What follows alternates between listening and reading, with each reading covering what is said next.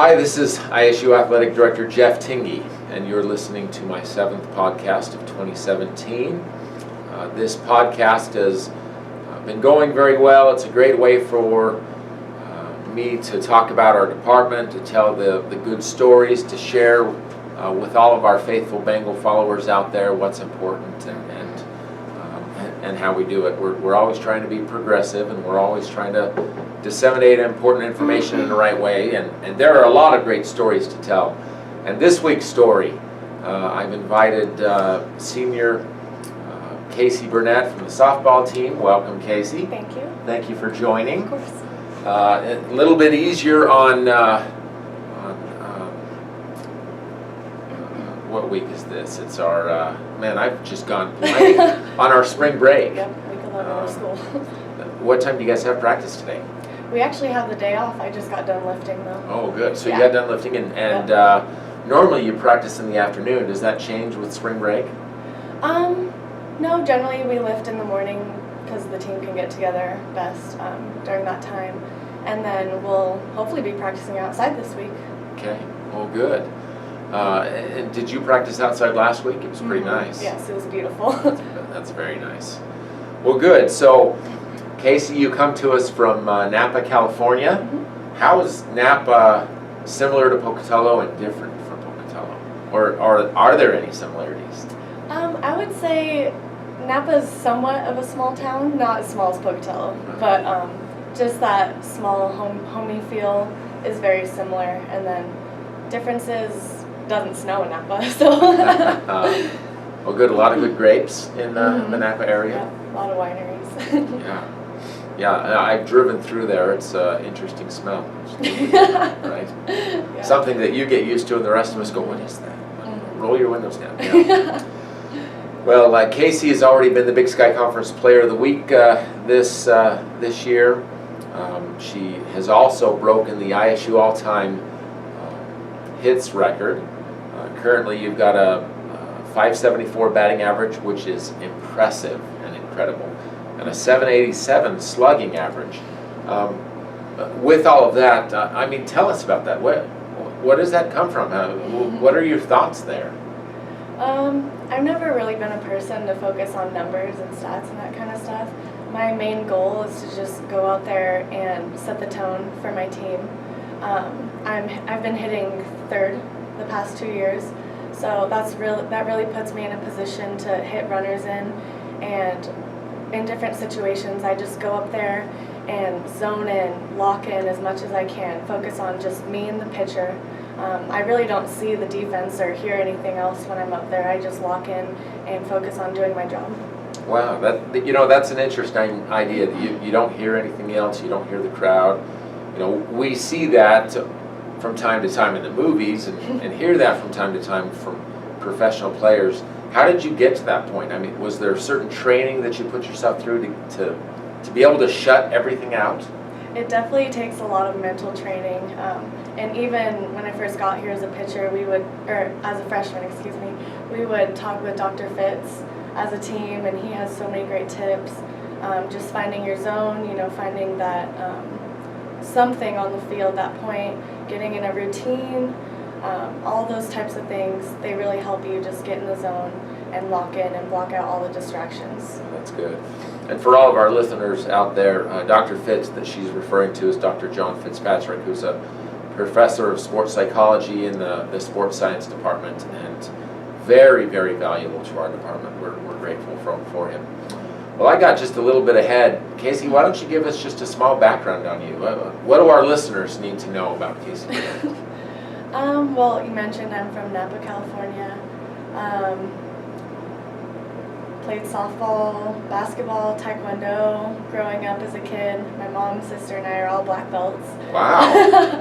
So that's kind of a fun fact. Don't mess with Kacie in the dark. Loved ISU when I first got here, committed pretty early as a sophomore in high school. Just loved the community, loved the environment, the team in general, and I'm happy I came here. Oh, good. Absolutely love it. Well, we are happy that you came here. So I've got to go back to taekwondo because I know nothing about it, but all I know is to be a black belt is impressive and quite the feat. What does it take to become a black belt? Definitely a lot of practice, a lot of discipline. My sister and I were only in elementary school when we were going through Taekwondo, and my mom was actually an instructor. So we would go to work with her, spend after-school programs there. It took a couple years, definitely, but we'd go and compete in tournaments, sparring matches. Yeah, it's crazy. So how does the skill base with Taekwondo relate to softball? I would say definitely the hard work aspect and the discipline. With softball especially, it's not just something you can pick up and go have a good day. You know, you need to practice your swing, fine-tune it, practice fielding and throwing as much as you can, have good discipline, and definitely just work hard, work harder than the other team. Good. Well, yeah. Good for you. And you know, we've seen that with you at your career here. You've accomplished a lot of great things. We've been very proud to have you as a Bengal. You're a senior now, been here 3 previous years. From your career at Idaho State, what sticks out? I would say definitely winning the conference and being in the tournament. All the years, that was definitely what sticks out the most. My freshman year winning conference, it was definitely, we were in North Dakota when we won that game, and our reaction, my freshman group's reaction compared to the older girls on that team, it was way different because we were all super excited, like stoked, jumping up and down, and the older girls were just like, yeah, like we're supposed to win this, you know? So it's just like, I see that now as I'm older, it's just that attitude of expecting to win, and that's the best part, I think, is just having that confidence now and you know, having high expectations for yourself and the whole team in general. So as a senior on this team and a team leader, and we'll say that you've been a team leader since your freshman year, you have only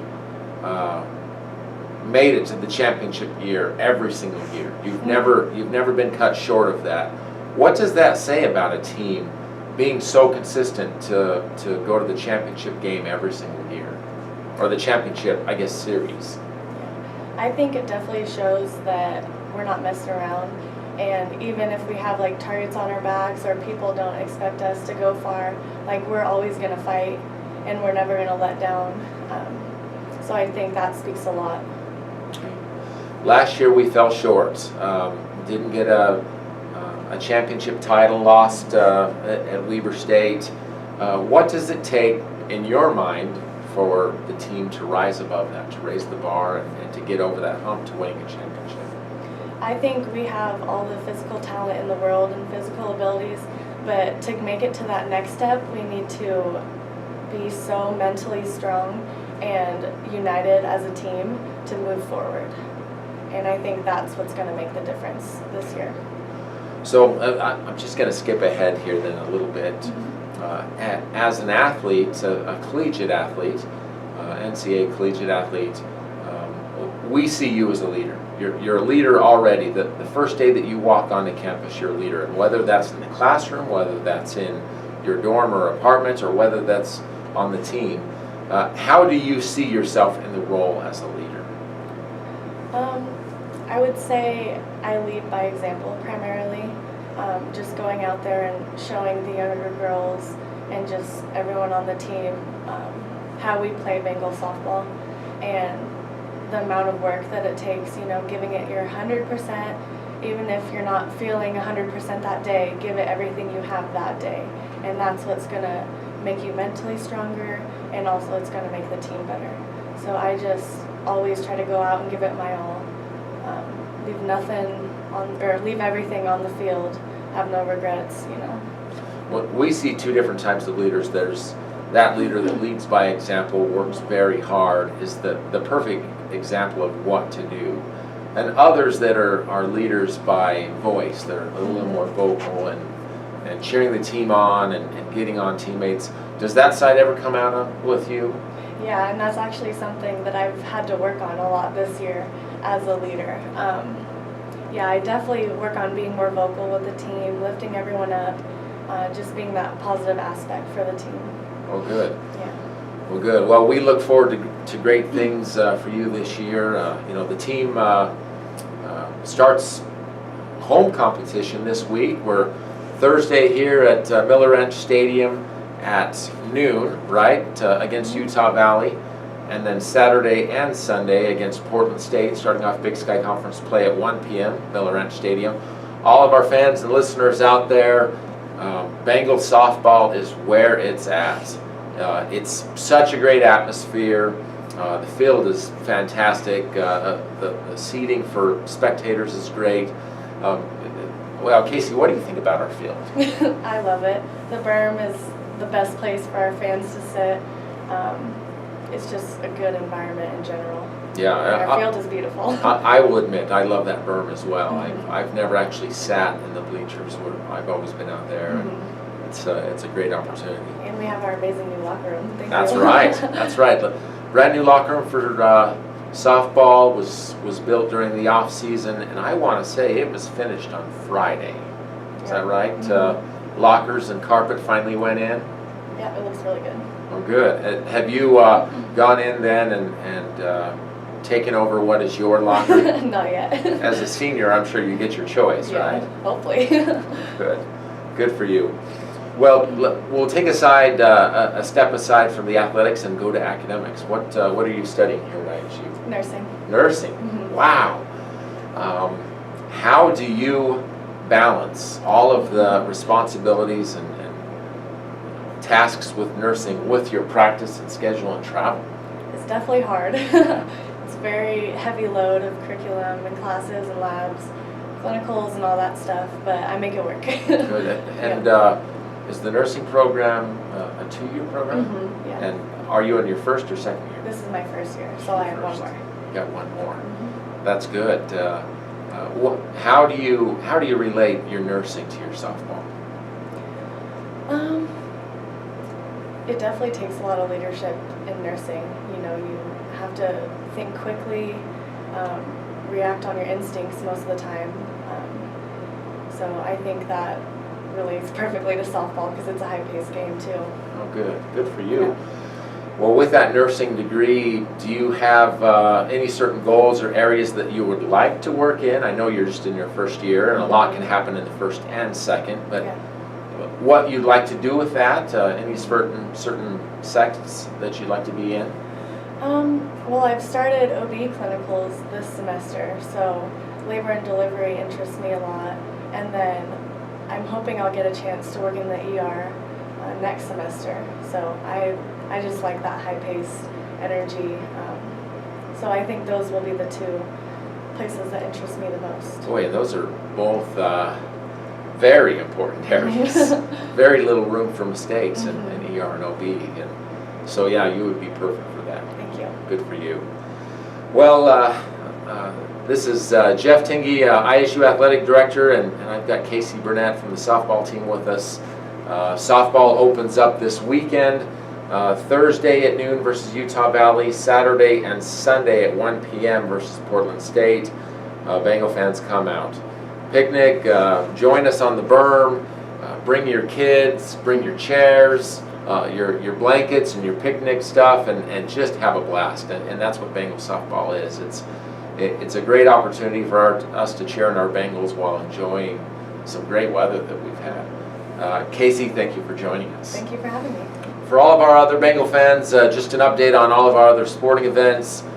Really, we've just got 2 that are going this week, men's and women's tennis. They're both on the road. They're both playing down in southern Utah and the Arizona area.